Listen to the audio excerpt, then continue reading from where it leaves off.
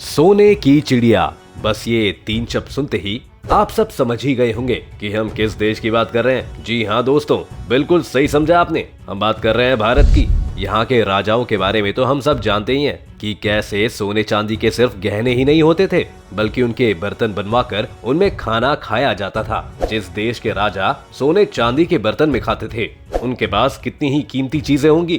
पर आज वो सारी चीजें कहाँ हैं? क्या कोई उसे चुरा के ले गया है, या वो आज भी कहीं बंद है?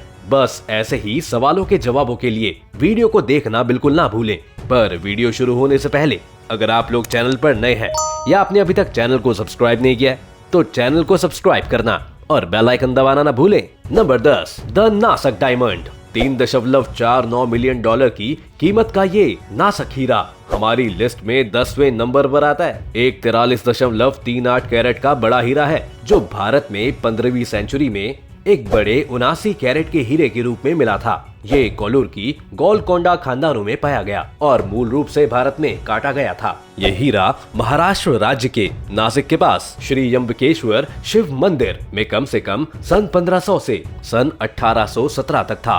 बस फिर होना क्या था? 1818 में ये हीरा भारत से गायब हो गया, क्योंकि अंग्रेजों की नजर इस पर पड़ गई थी। ऐसा कहा जाता है कि एंग्लो मराठा वॉर के दौरान ईस्ट इंडिया कंपनी ने इसे ब्रिटिश ज्वेलर्स को बेच दिया था, और जैसे जैसे समय बीतता गया इसे कई बार खरीदा और बेचा गया था। लेकिन अगर अब हम प्रेजेंट की बात करें तो ये 43.38 कैरेट का ये डायमंड लेबनान के लिए प्राइवेट म्यूजियम में रखा हुआ है। Number 9, Amravati marbles. Amravati marbles 120 inscriptions और स्कल्पचर्स का एक शानदार कलेक्शन है। ये मूर्तियां और इंस्क्रिप्शन 100 ईस्वी के चूना पत्थर की नक्काशी से बने हैं। 1845 में इसकी खुदाई अंग्रेजों ने की थी और इस खुदाई को हेड सर वॉल्टर एलियट थे। तो ये बात तो हमें तभी पता लग गई थी कि ये ब्रिटेन जाने वाले हैं। दोस्तों, हम आपको बता दें कि ये 120 इंस्क्रिप्शंस और स्कल्पचर्स का बौद्ध धर्म में काफी इंपॉर्टेंस रखते हैं, क्योंकि ये 120 इंस्क्रिप्शंस और स्कल्पचर्स एक काफी बड़े और सुंदर बौद्ध स्तूप का हिस्सा हुआ करते थे। इन पर उकेरी गई नक्काशी हमें बताती है कि ये बौद्ध के जीवन से जुड़ी हुई हैं। लेकिन अब इन 120 इंस्क्रिप्शंस और स्कल्पचर्स को ब्रिटिश म्यूजियम लंदन में रखा गया है।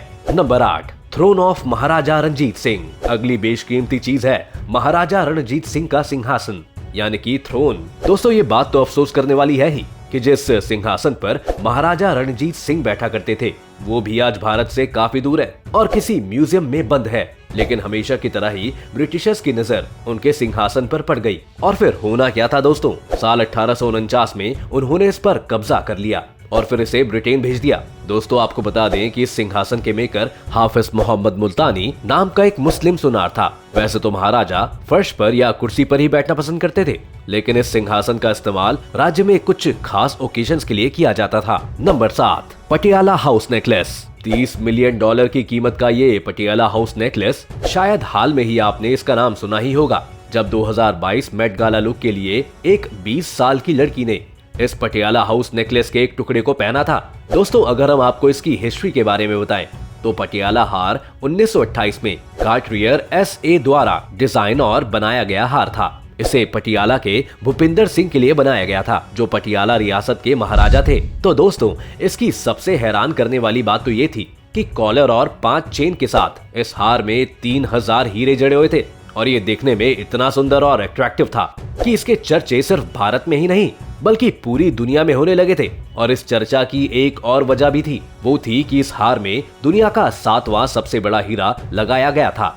लेकिन दुख की बात तो ये है कि 1948 में इसे भारत के शाही खजाने से चुरा लिया गया था। उसके बाद से ही इसे एक सिंगल पीस में नहीं देखा गया है। नंबर 6, शाहजहां रॉयल जेन व्हाइट कप। एक आलीशान महल और राजसी ठाट बाट में रहने के साथ साथ मुगल राजा शाहजहां का एक बेशकीमती शराब का प्याला भी था, जिसमें वो काफी मजे के साथ जाम पिया करते थे। दोस्तों, हम आपको बता देते हैं कि सफेद रंग के इस प्याले को खास मुगल राजा शाहजहां के लिए बनाया गया था। लेकिन इस प्याले को किसने बनाया था, इसका जिक्र हमें कहीं नहीं मिलता है। अगर हम इसके भारत से ले जाने वाले इतिहास की बात करें तो 18.7 सेंटीमीटर के इस प्याले को 1857 में कॉलोनल चार्ल्स सैटन्स को मिल गया था। उसके बाद से ही इसे कई बार खरीदा और बेचा गया। लेकिन अगर हम प्रेजेंट की बात करें तो अब ये एल्बर्ट और विक्टोरिया म्यूजियम में रखा हुआ है।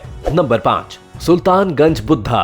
सुल्तानगंज का बुद्ध स्टैचू 1861 में भागलपुर जिले से सुल्तानगंज में ईस्ट इंडिया रेलवे बनाने के दौरान खोदी गई एक एंशिएंट कोलोसल कॉपर की स्टैचू है। प्रेजेंट में ये स्टैचू ब्रिटिश म्यूजियम में है। आर्कियोलॉजिस्ट ने इस मूर्ति का कंस्ट्रक्शन पीरियड 500 से 700 ईस्वी का बताया है। इसका वजन 500 किलो से ज्यादा है। सुल्तानगंज बुद्ध की मूर्ति लगभग 2 मीटर लंबी है। बुद्ध की ये इंडियन मेटल स्कल्पचर्स की बड़ी मूर्तियों में से एक है। ये मूर्ति 1862 में रेलवे बनाने के दौरान E.B. हैरिस, जो एक ब्रिटिश रेलवे इंजीनियर थे, के द्वारा पाई गई थी। इस मूर्ति काल की करंट लोकेशन बर्मिंघम म्यूजियम है। Number 4, the ring of Tipu Sultan. अंग्रेजों के साथ युद्ध में मैसूर के अंतिम राजा टीपू सुल्तान की मृत्यु हो गई। 1799 में सेरिंगापाटम के कब्जे में मारे जाने के बाद कॉलोनल ए विल्सली उनके साथ ये रिंग और उनकी तलवार लेकर चले गए थे।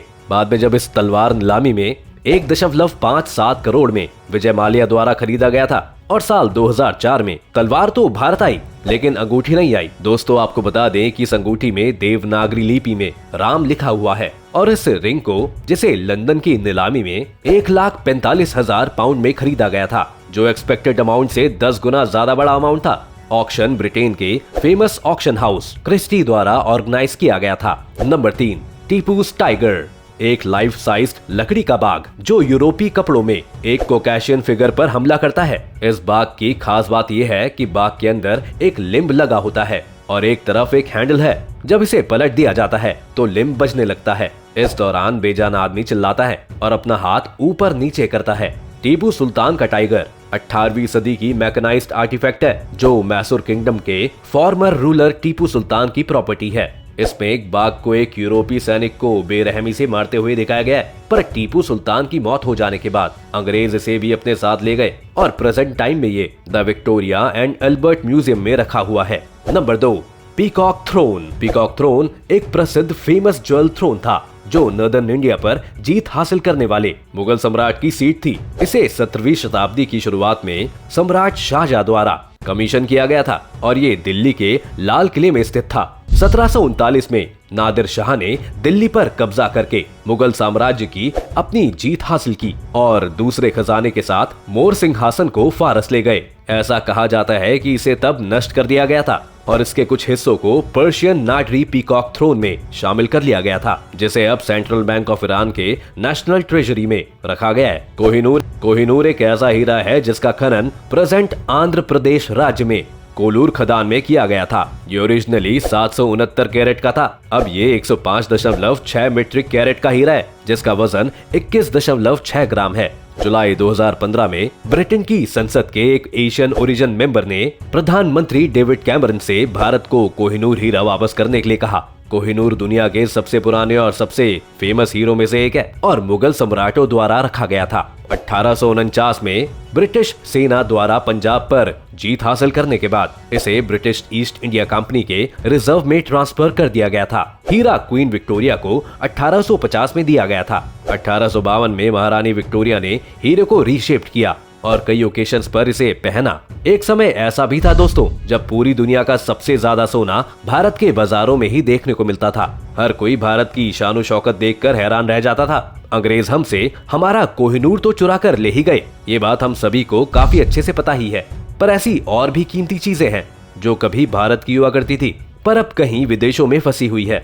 दोस्तों, कुछ की कीमत तो आज की कई देशों की इकोनॉमी के बराबर है। तो दोस्तों, आज की वीडियो में बस इतना ही। उम्मीद है आपको आज की इस वीडियो से काफी कुछ सीखने को मिला होगा।